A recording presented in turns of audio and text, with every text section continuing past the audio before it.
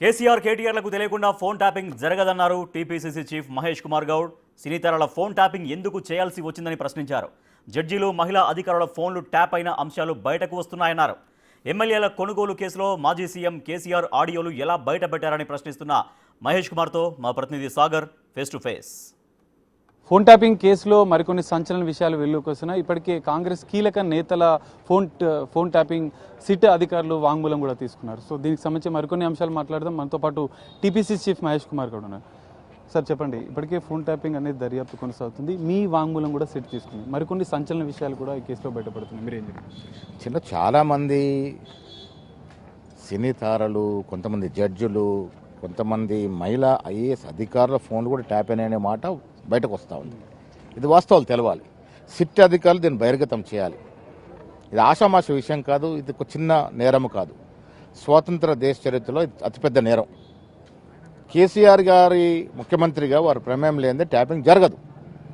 కేటీఆర్ గారికి తెలియకుండా ఈ ట్యాపింగ్ జరగదు. ఎందుకు సినీ తారల యొక్క ఫోన్లు ట్యాప్ చేయాల్సి వచ్చింది? కొంతమంది సినీ తారల పేర్లు ఉన్నాయనే విషయాలు బయటకు వస్తూ ఉన్నాయి. ఇది వాస్తవాలు తెలియాలి. పట్నం మహేందర్ రెడ్డి కుటుంబం, రేవంత్ రెడ్డి గారి కుటుంబం, విశ్వేశ్వరరెడ్డి గారి కుటుంబం నాయకుల్ని టార్గెట్ చేసినట్టు ఒక లెక్క. వారి కుటుంబం యొక్క సభ్యుల్ని టార్గెట్ చేసి హక్కు మీకు ఎవరిచ్చారు? నేను మళ్ళీ చెప్తాను, స్వాతంత్ర భారతదేశ చరిత్రలో ఇది అతిపెద్ద నేరం. ఇది ప్రజలు, తెలంగాణ ప్రజలు కోరుకుంటా ఉన్నారు. ఇది వాస్తవాలు బయటికి రావాలి. దీనిలో నేరస్తులకి పనిష్మెంట్ రావాలి. కేసీఆర్ గారు ఎందుకు మౌనంగా ఉన్నారు? మీరు 10 ఏళ్ళు ముఖ్యమంత్రిగా ఉన్నప్పుడు మీ హయాంలో జరిగింది. మీరు బయటకు వచ్చి వాస్తవాలు చెప్పాల్సిన అవసరం ఉన్నది.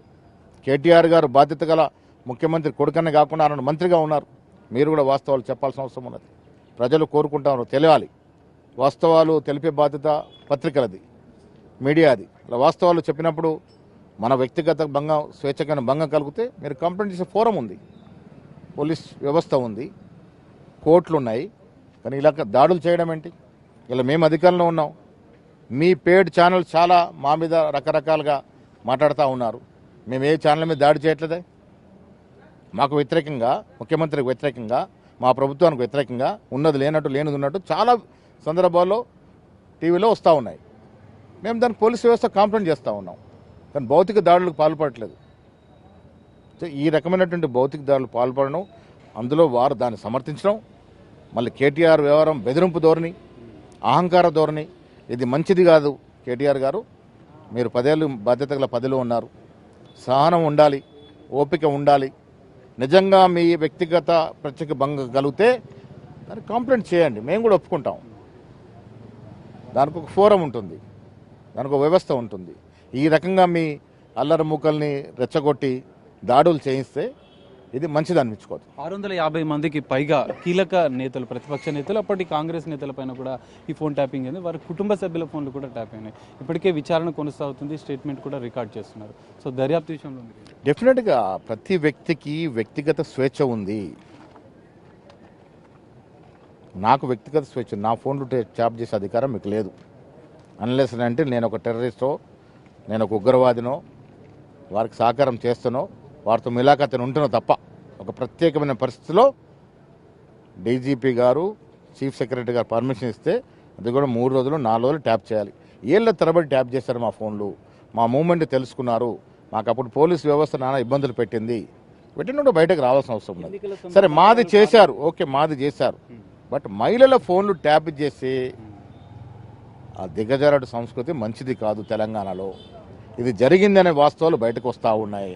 దీని సమగ్ర విచారణ జరగాల్సిన అవసరం ఉన్నది. ఫైనల్ ఇంకో అంశం, ఎమ్మెల్యేల కొనుగోలు కేసులో ఆ అంశంలో కూడా మాజీ సీఎం కేసీఆర్ కొన్ని ఆడియోలు బహిరంగంగా మీడియాకు వినిపించారు. అందులో కూడా కొన్ని అంశాలు నేను మీ ద్వారా అది అడుగుతా ఉన్నాను. ఆనాడు బీజేపీ నాయకుడు, ఏం పేరైనా, బిఎల్ సంతోష్ కొంతమంది ఎమ్మెల్యేలు కొంటున్నారని మీకెట్లా తెలిసింది?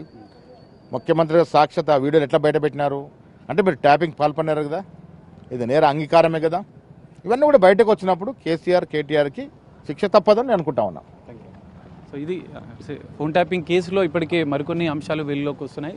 సినీ తారలు, మహిళల ఫోన్లను ట్యాప్ చేయాల్సిన అవసరం ఏంటి అంటున్నారు. ఎమ్మెల్యేల కొనుగోలు కేసులో కూడా ఈ అంశం బయటకు వస్తున్న నేపథ్యంలో పూర్తిస్థాయి దర్యాప్తు జరగాలని చెప్పి టీపీసీసీ చీఫ్ మహేష్ కుమార్ గారు అభిప్రాయపడుతున్న పరిస్థితి. కెమెరామెన్ వినోద్తో కలిసి సాగర్, బిగ్ టీవీ, హైదరాబాద్.